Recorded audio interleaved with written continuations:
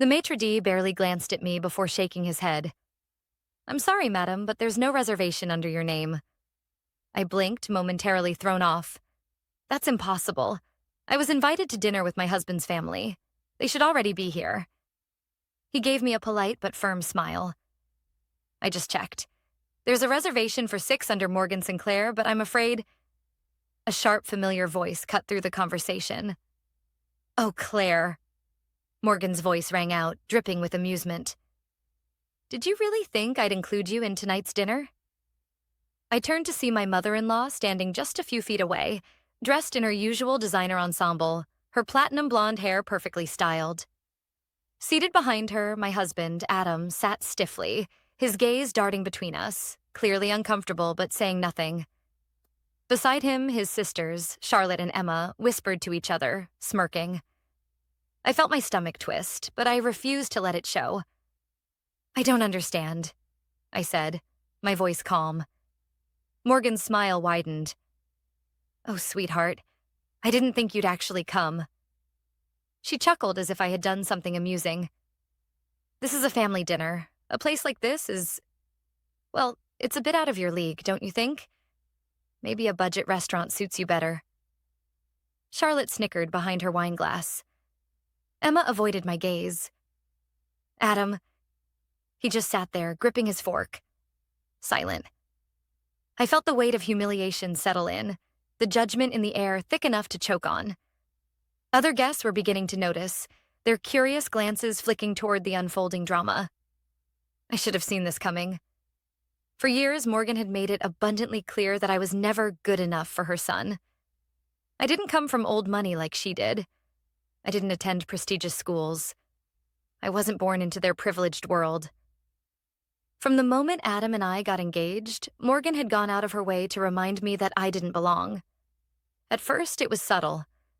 The passive-aggressive comments about my simple tastes, the way she would conveniently forget to invite me to family events, the expensive gifts she would buy for Adam while giving me nothing but empty smiles. But tonight she had taken things to a whole new level. She had planned this. She had arranged for my husband's family to have a luxurious dinner at one of the most exclusive restaurants in the city, ensuring I would be left standing at the entrance like an unwanted outsider. And she was enjoying every second of it. The humiliation should have burned. I should have felt small. But instead, something inside me clicked. I smiled. A slow, deliberate smile that made Morgan's expression falter for just a second. Then, without a word, I turned to the maitre d'.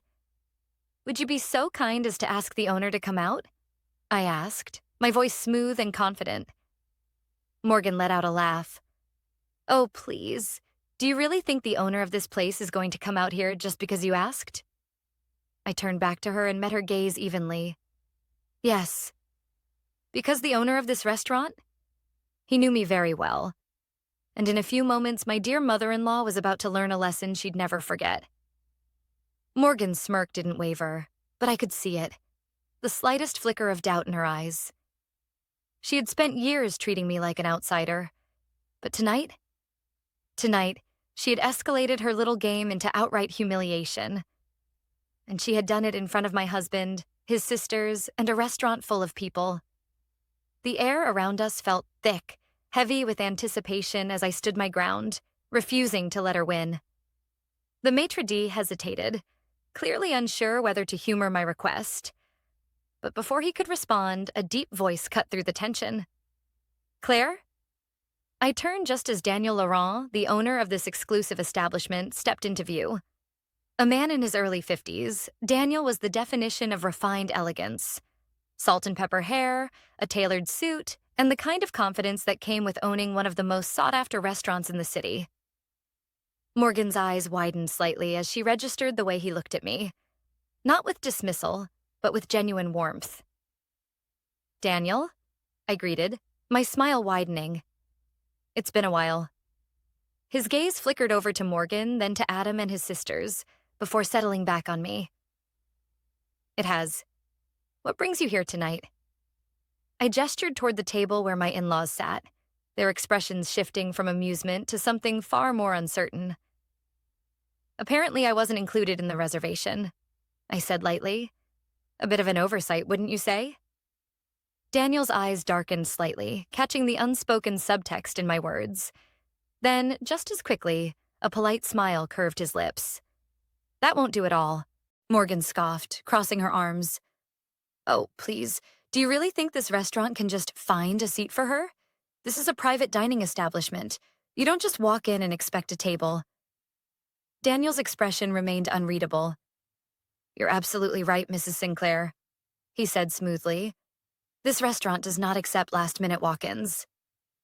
I felt a pang of disappointment, but before I could respond, he turned toward the maître d'. But Claire is not a walk-in. She is family. The entire table froze. Charlotte's glass nearly slipped from her fingers. Emma's eyes darted between me and Daniel in shock. And Adam?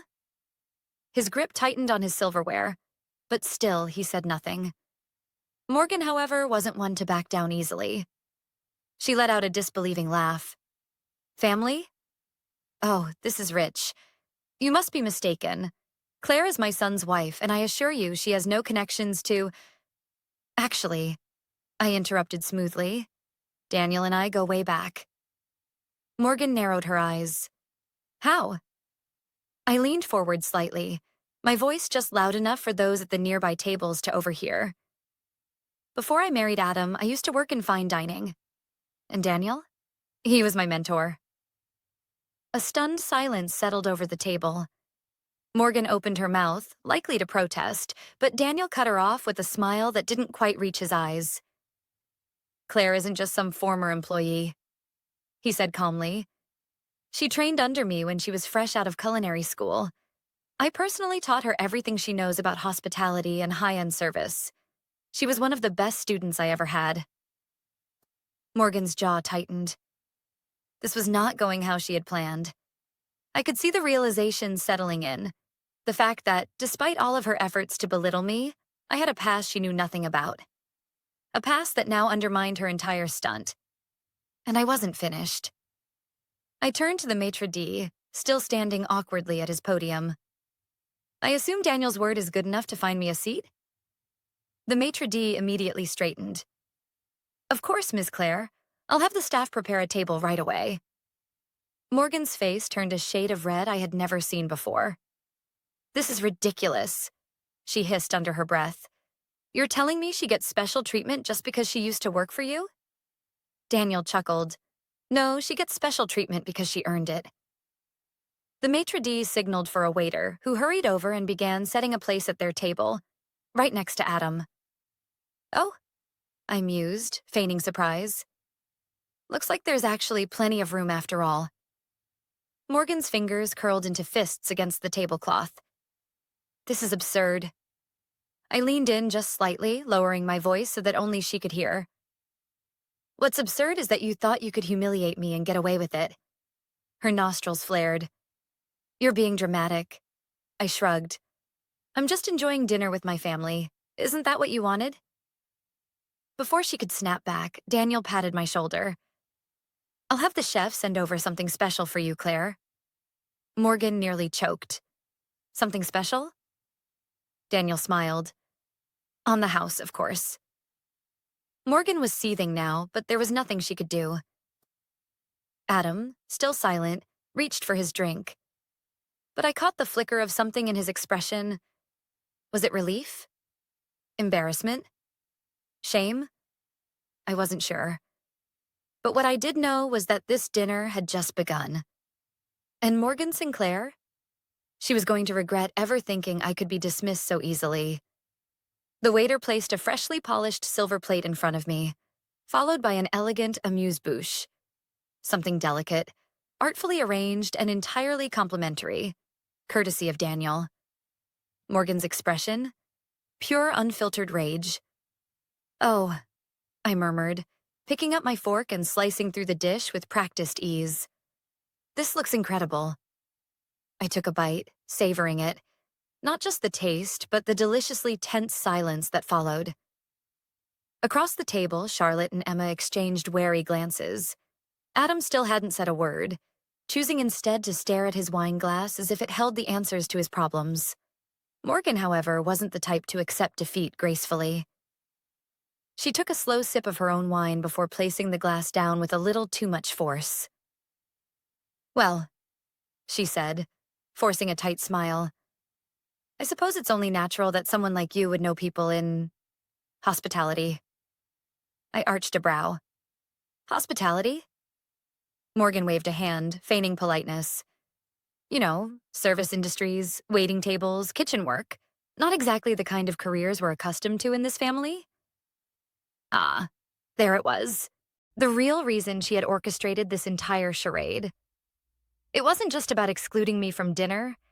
It was about reminding me, in front of everyone, that in her eyes, I was still just a woman who had worked her way up from nothing. I took another sip of wine before responding. "You say that like it's a bad thing." Morgan's eyes flickered with something, annoyance, maybe even a bit of surprise. She had expected me to be rattled, but I wasn't. Not anymore. "I simply meant," she continued, "that it must have been quite an adjustment for you, marrying into a family like ours." Her tone was light, but the words dripped with condescension. And Adam, still, said nothing. I turned my gaze to him, studying the way he refused to meet my eyes. And that's when it hit me. This wasn't just about his mother's cruelty. This was about his silence. Because this wasn't the first time Morgan had tried to humiliate me. It had happened at our wedding, when she conveniently forgot to invite my side of the family to the rehearsal dinner. It had happened at Christmas, when she gifted me a cookbook titled "Simple Recipes for the Clueless Wife" in front of an entire room of people. It had happened last summer, when she made a snide remark about how fortunate I was that Adam had taken a chance on me. And every single time, Adam had let it slide. And I had told myself it wasn't worth fighting over, that I didn't want to be the cause of conflict. But this was different. This wasn't just a passive-aggressive comment. This was an orchestrated attempt to humiliate me in public. And he had let it happen. I set my wine glass down, the movement slow, deliberate. Then I leaned forward slightly, resting my elbows on the table. "Morgan," I said, my voice smooth, even. "Do you know what the difference is between you and me?" She tilted her head, curiosity flickering in her eyes despite herself. I smiled. "I worked for everything I have." A sharp, stunned silence fell over the table. Morgan's face hardened. "Excuse me?" I didn't blink. "You heard me?" I felt Charlotte stiffen beside her mother. Emma pressed her lips together as if suppressing a laugh. Morgan scoffed. "Are you trying to imply that I haven't worked for what I have?" I let the question hang in the air. And then, before she could formulate another condescending response, I added, "I didn't marry into wealth. I didn't inherit status. I built my career from the ground up. And yet," I gestured at the table. "Here we are, sitting at the same restaurant, eating the same food, with the same level of respect from the owner." Morgan's fingers curled around her napkin, knuckles white. Charlotte and Emma weren't laughing anymore. And Adam? He looked like he wanted to crawl under the table. For the first time since I had met Morgan, I saw something flicker across her face. Something she usually hid too well. It wasn't anger. It was fear. Because she had spent years trying to convince herself that I didn't belong, that I was lesser, that I was just some gold digger who had latched onto her son. But now she was starting to realize the truth. And the truth was that I was not someone she could break. I picked up my fork, casually cutting into my dish again. "Oh, and Morgan?" She exhaled sharply through her nose, clearly furious that I had stolen control of the conversation. "What?" I smiled, slow and deliberate. "You should be careful about who you look down on." I speared a bite of food and placed it in my mouth, chewing slowly before adding, "You never know who might end up above you." The tension at the table was suffocating. Morgan, usually poised and in complete control, sat stone-faced, her fingers curled so tightly around her wine glass that I half expected it to shatter. Adam looked like he wanted to disappear into his seat. Charlotte and Emma were stealing glances at each other, clearly wondering if they should intervene. And me? I had never felt more certain of my place. I could see it in Morgan's expression, the way her carefully curated mask of superiority had cracked, even if just for a moment. She wasn't used to being challenged. She had built her power on people bending to her will, on people being too afraid or too polite to put her in her place. But I wasn't afraid of her anymore. Morgan took a slow breath, composing herself before placing her glass down with a soft but deliberate click. "I see," she said finally, her voice deceptively smooth. "I suppose I should commend you, Claire. You've managed to elevate yourself beyond your circumstances." I took another sip of my wine, not giving her the satisfaction of a reaction. "But tell me," she continued, her lips curving into a saccharine smile, "if you're so independent, so self-made, why is it that my son is the one paying for your lifestyle?" I paused. Charlotte let out a quiet gasp. Emma shifted uncomfortably. And Adam? Adam flinched. Morgan's smile sharpened. She could feel the eyes of the table on me now, waiting for a response. I set my glass down, my movements slow and deliberate. "What do you mean by that?" I asked, feigning confusion. Morgan leaned forward, dropping her voice to a mocking whisper. "I mean, darling, that my son is the reason you can afford that lovely little boutique job of yours, isn't he? You don't actually need to work, yet you play pretend at having a career. How charming." She tilted her head, her smug smile returning. "You talk about self-sufficiency, but at the end of the day, you're still just someone my son supports." And there it was, her final card. The insult meant to humiliate me beyond recovery. The final blow to put me back in my place. I let the words settle, taking in the way Adam still refused to look at me. The way his sisters held their breath, waiting for me to crumble. And then I laughed. Not a small, embarrassed chuckle, a full, genuine laugh. Morgan's smirk faltered. "I'm sorry, is something funny?" I placed my napkin back onto the table, still chuckling. "I just realized how truly out of touch you are, Morgan." Her eyes narrowed. "Excuse me?" I gestured toward Adam, my voice calm and deliberate. "You think he supports me?" I asked, arching a brow. "That's adorable." Charlotte made a choking sound. Emma's lips parted in shock. And Adam? Adam went pale. Morgan's smile dropped instantly. "What are you talking about?" I sighed, almost pitying her. "You still see Adam as your little boy, don't you? The one in control, the provider, the man who rescued me from my lowly life." I tilted my head. "But let me tell you something, Morgan. That's not how this marriage works." Morgan stiffened. "You want to know what's funny?" I continued. "Adam's business, his investment projects, half of them were funded with my money." A stunned silence fell over the table. Morgan's eyes widened, her entire world shifting in real time. What?" she whispered. I smiled, but this time there was no warmth in it. "Adam didn't build his career alone," I continued, still speaking to her but keeping my gaze locked on my husband. "When he wanted to start investing, he didn't have the capital." I picked up my wine glass again. "But I did." Morgan's fingers twitched. "That's not possible." I shrugged. "Believe what you want. But the reality is, your son's success is built on my investments, my strategies, and my support." Charlotte and Emma looked at Adam for confirmation.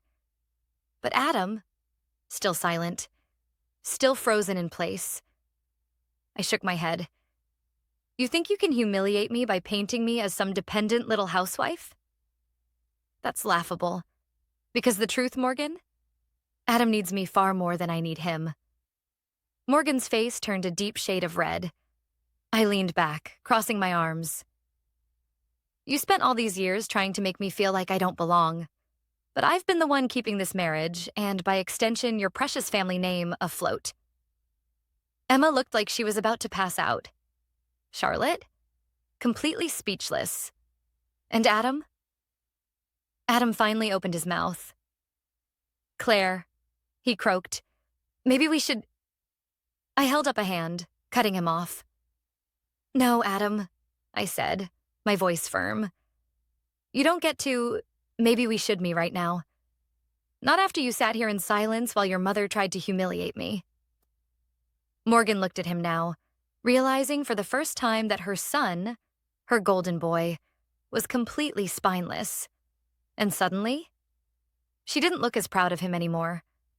For the first time, she looked at him like he was small, like he was beneath her expectations, like he had failed her. A delicious role reversal. I stood up, smoothing down my dress. I think I'm done here. Morgan's nostrils flared. You can't just... I turned to Daniel, who had been watching from a polite distance. Daniel, it was lovely seeing you. Thank you for the hospitality. Daniel nodded, amused. Always a pleasure, Claire. Then I looked at Adam. You coming? He hesitated, staring at me, then at his mother. And in that moment, I knew. I knew exactly what he was going to do. Because Adam had never chosen me before. And he wasn't about to start now. Morgan smiled, triumphant. And I? I smiled right back. Because what she didn't know was, I had already made my choice too.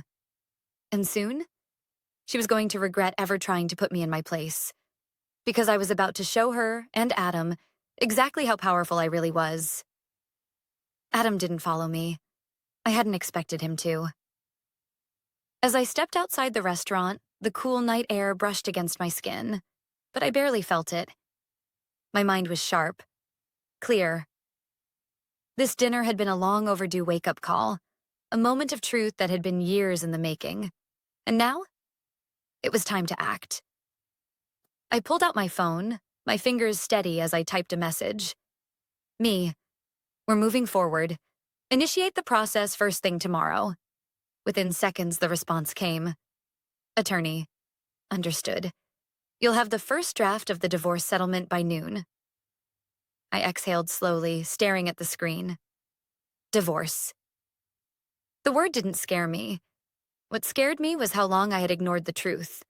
That Adam had never been on my side. That for years I had been alone in my own marriage.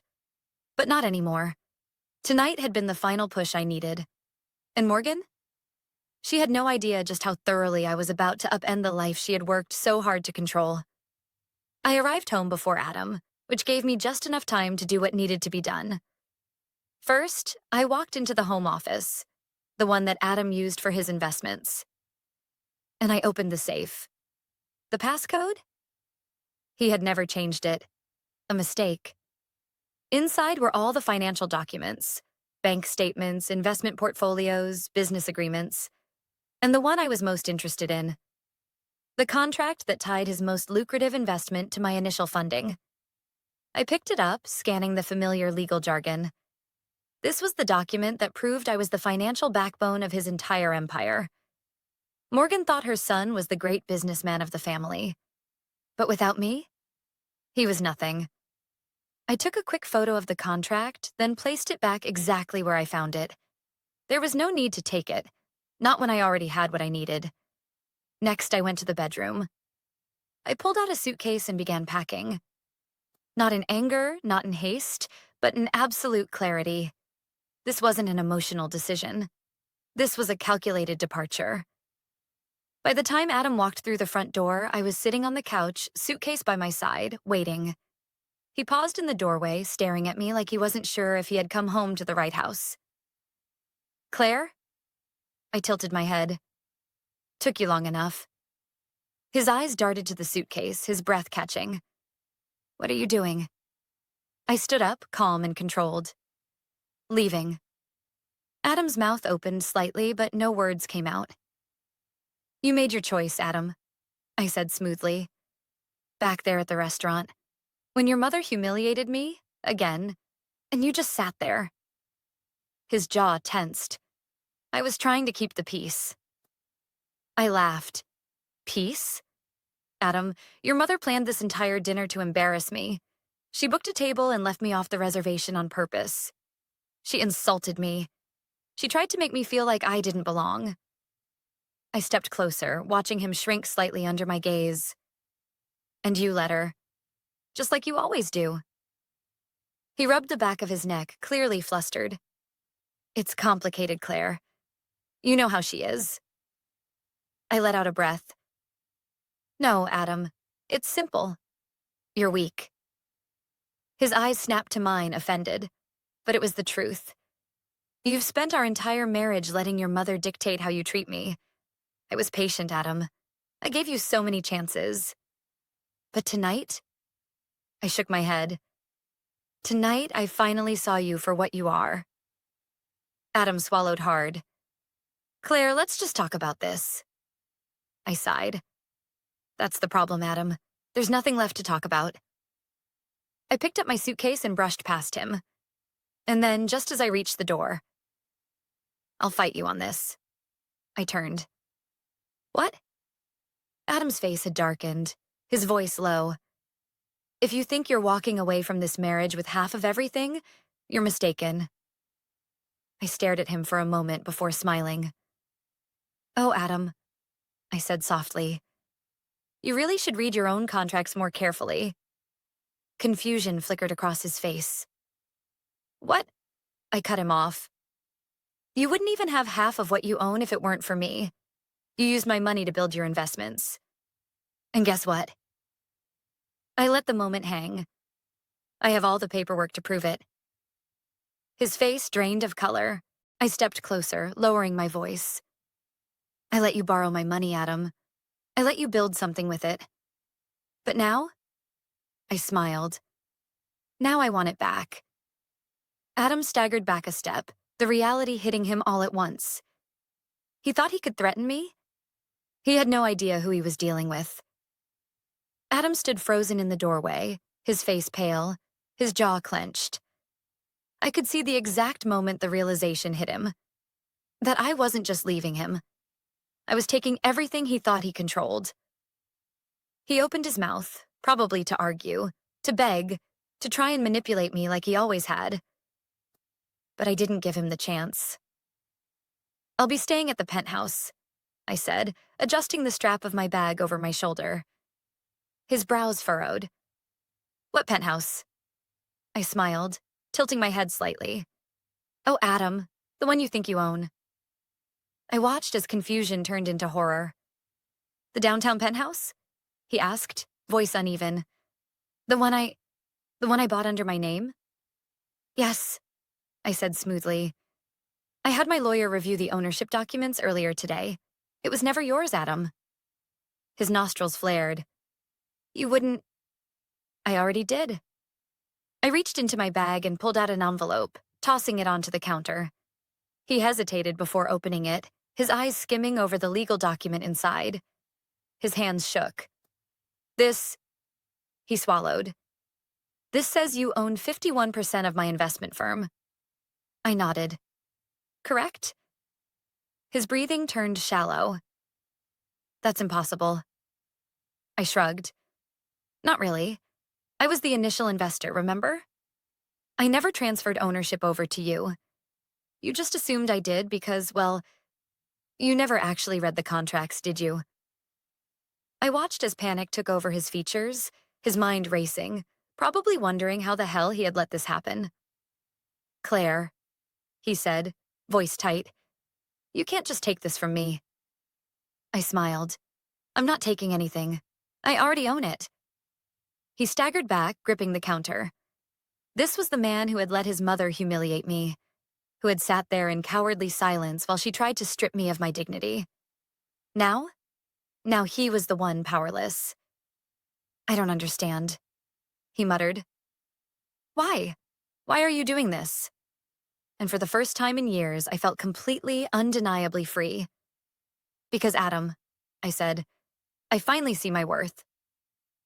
And with that, I turned and walked out of the house for the last time. A month later, I sat in the penthouse, legs crossed, a glass of champagne in my hand. Across from me, my attorney smiled as she slid the finalized divorce papers toward me. It's official. You're free. I exhaled slowly, running my fingers over the thick paper. Free. The past few weeks had been a whirlwind. The legal battle? Short and brutal. Adam had tried to fight, of course. He had stormed into meetings, demanded a better deal, threatened to take me to court. But the moment my lawyers laid out the documents proving I was the true majority shareholder in his firm, his arrogance had collapsed. Morgan had tried to intervene. She had called me, furious, accusing me of being a gold-digging snake. I had simply responded, "If you raised him better, this wouldn't have happened." And then, I blocked her number, because Morgan Sinclair was no longer my problem. I lifted the champagne glass to my lips, savoring the moment. And then, as if the universe wanted to gift me one last laugh, my phone buzzed. "Adam, can we talk?" I smirked, setting the glass down and typing back. "Me. About what?" A pause. Then, "Adam, I don't know what to do." I exhaled, shaking my head. It was sad, really. For years, I had waited for Adam to show up for me, to be the man I thought I married. I had waited for him to stand up to his mother, to fight for me the way I had fought for him. But now I saw him for exactly what he was. A man who had spent his life hiding behind the power of others, too weak to build anything on his own. And the irony? He needed me now more than ever. But I didn't need him at all. I typed one final message. Me. That's not my problem anymore. Then I blocked his number too, because for the first time in my life, I was choosing myself. And that was the most powerful thing I had ever done.